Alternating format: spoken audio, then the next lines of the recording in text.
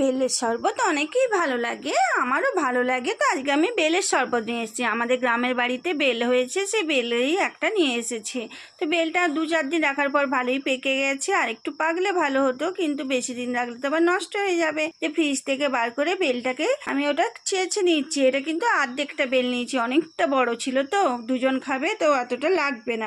অর্ধেকটা চেঁচে নিয়ে ওতে ফ্রিজের জল দিয়ে দিলাম, ঠান্ডা ঠান্ডা কুলকুল জল দিয়ে। জলটা দেওয়ার পরে চিনি দিলাম, 2 থেকে 3 চামচ চিনি দিলাম। তারপরে আজকে কিন্তু গুড়ের করছি না, আজকে এটা চিনি দিয়েই করছি। তারপরে তোমার এখানে ওটা ভালো করে চিনিটা গুলে যাবে, ওই জন্য দিয়ে দিলাম। আর বেলটাকে চামচে করে প্রথমে নিয়েছি, আর ছাঁকনি নিলাম, তারপর চামচে করে গুলছিলাম, দেখলাম চামচের থেকে হাতে করে ভালো হবে, কারণ যে সিটাগুলো আছে ওগুলো সরিয়ে যাবে।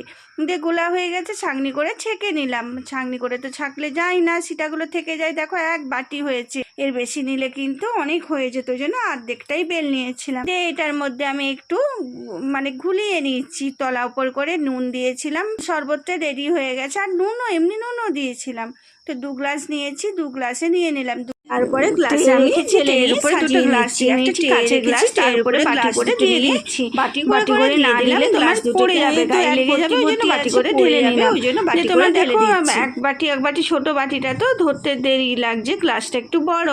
তারপরে হয়ে গেল, এটা দুজনের জন্য করেছি, বাকিটাও এতে পরে ঢেলে দেবো, কিন্তু আমি 2 গ্লাস সাজাবার জন্য রেখেছি।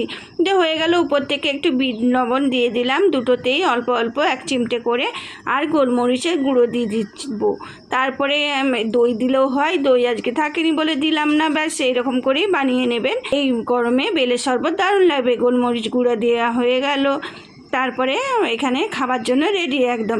তো আজকে কেমন লাগলো বেলের এই শরবতটা অবশ্যই জানাবেন। ভালো লাগলে লাইক কমেন্ট করে পাশে থাকবেন। আপনারা যে দেখে লাইক কমেন্ট করেন আমার খুব খুব ভালো লাগে, তাহলে আমি উৎসাহিত হই পরের আরও ভিডিও বানাবার জন্য।